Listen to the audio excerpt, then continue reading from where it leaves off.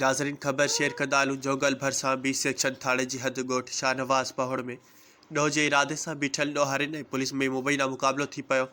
Firing दौरान मथे में गोली लॻण 1.5 साला मासूम नीगर तौफ़ीक़ पुट साई बख्श पहाड़ ज़ख़्मी थी पियो। ज़ख़्मी नीगर खे इलाज लाइ ताल के अस्पताल मुंतकिल कयो वियो आहे, जॾहिं त पुलिस हिकु ॾोहारी गुल हसन जाफ़री ऐं रफ़ीक अहमद पिताफ़ी खे मोटरसाइकिल समेत गिरफ़्तार नामालूम हंधि मुंतकिल करे छॾियो आहे।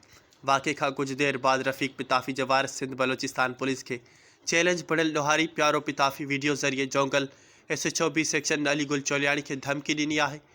अचूं त ॿुधूं। संदसि जो चवणु आहे त असांजो गिरफ़्तार थियल रफ़ीक पिताफ़ी खे ज़ाहिर न कयो वियो या कंहिं क़िस्म जो नुक़सानु कयो वियो त असां जवाबी कार्रवाई में बी सेक्शन थाणे ते हमिलो कंदासीं ऐं माण्हू अगवा कंदासीं। अस्सलाम वालेकुम अली साहब छा हाल आहे?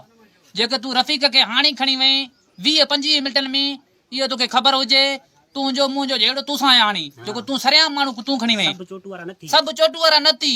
मां प्यारो पेता बि थो ॻाल्हायां जल्द जल्द जेको तोखे वस पुॼे ऐं मुंहिंजी माण्हू खे चालान करे छॾ। तुंहिंजो को पुलिस वारो को फटी न आहे, को पुलिस वारो तुंहिंजो फटी हुजे पाकिस्तान में हुजे फुरबी में न आहे वतल रस्ते में जेको मुंहिंजो छोकिरो अचे पियो जॾहिं खां मां सोडो पर बि बंदि माण्हू खणंदो मां जंगल खां बि उदी खे लंचर जो गोलो बि हणंदो मां जेके बि माण्हू अथी सभु पुलिस वारनि खे बि न छॾंदो मां जेके बि अथी मां मुंहिंजे छोकिरे खे नुक़सानु ॾिनी मां तोखे माफ़ न कंदो मां। तुंहिंजा पुट जेके कॉलेज जेके पढ़ंदा आहिनि उनखे बि मारींदो मां।